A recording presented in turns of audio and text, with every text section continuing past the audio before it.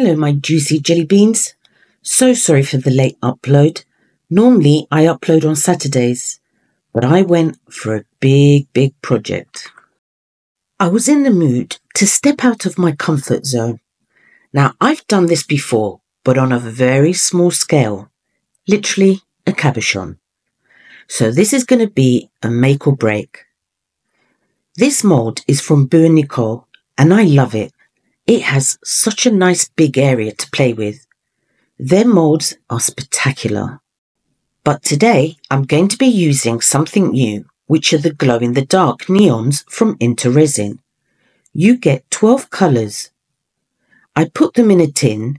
They don't come in a tin. And I'm really excited to try these out. Everything I'm using today will be left in the description box down below with juicy discount codes. For resin, I'm going to be using this stunning 1-to-1 from J Addiction. I've already mixed my resin and I created tons of bubbles because I wanted to show you how clear it will get once I put it in my RESINERS bubble popper. I love watching how the bubbles fizzle up and then disappear. I'm super happy with my bubble popper. Just look at how clear the resin is now. I've got these galaxy powders from RESIN and you get 5 colours. I'm going to use the black and the silver for this project. Sprinkle some black into your resin cup and add a dab of silver. I want this to be on the dark side. Mix it all in, making sure you go around the edges too. Then pour a thin layer over your desired mould. Use a spatula to help you spread the resin all over the mould, then leave it to completely cure. This has cured and I've already prepared my resin. I'm going for the purple from the RESIN glow-in-the-dark pigments.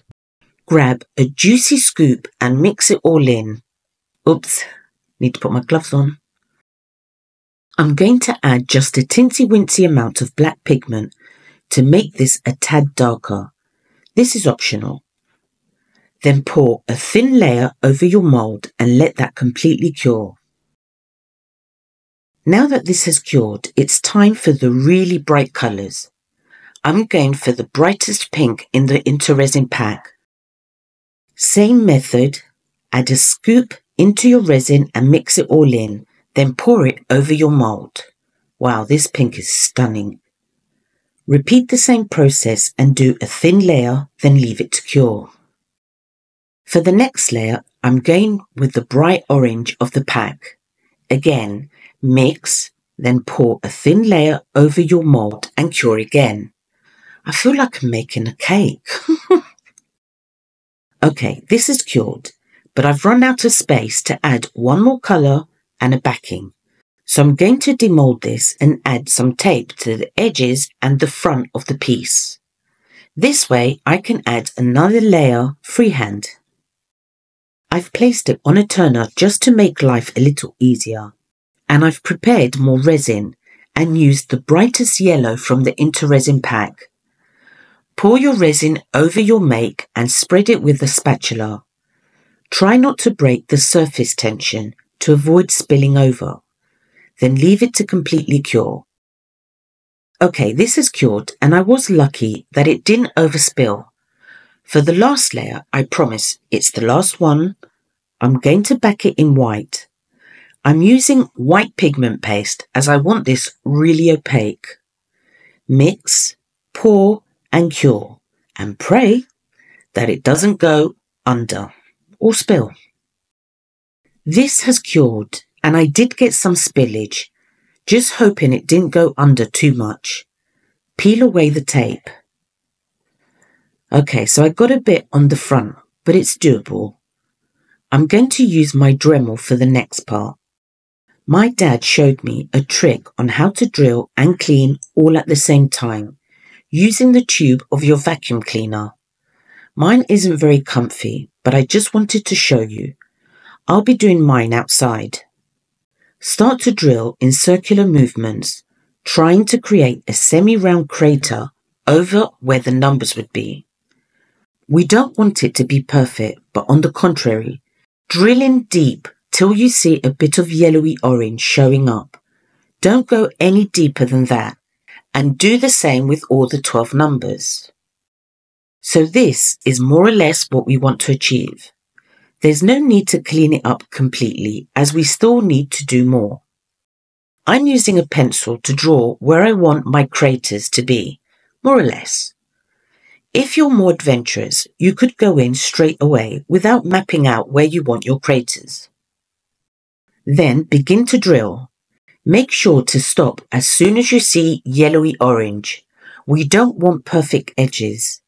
We want it to be uneven and jagged. Hopefully your Dremel lasts longer than 30 minutes because I had to keep charging it every 10 to 15 minutes. Here's one crater done. And as you can see, no perfect lines. This way it looks like a rock. Keep adding as many craters as you want. I'm going to do a few more. This is what it looks like with a few more craters. Now I need to figure out how to disguise the Roman numerals that are still semi-visible. I've decided to create cracks all over the piece. That way I can disguise the unwanted bits. This is totally optional. Cracks have been added and I've really given my Dremel a run for its money. This now needs a good wash so we can eliminate the dust particles. I've decided to step it up one more time with some J Addiction UV resin and these gorgeous InterResin Galaxy powders.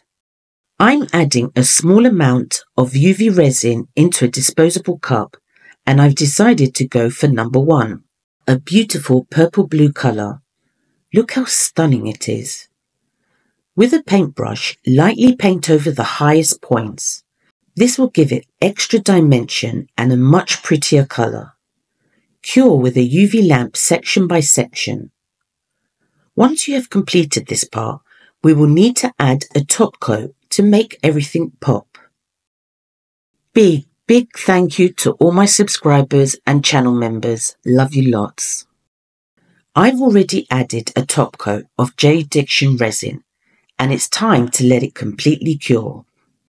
Keep watching for the end results. Toodles!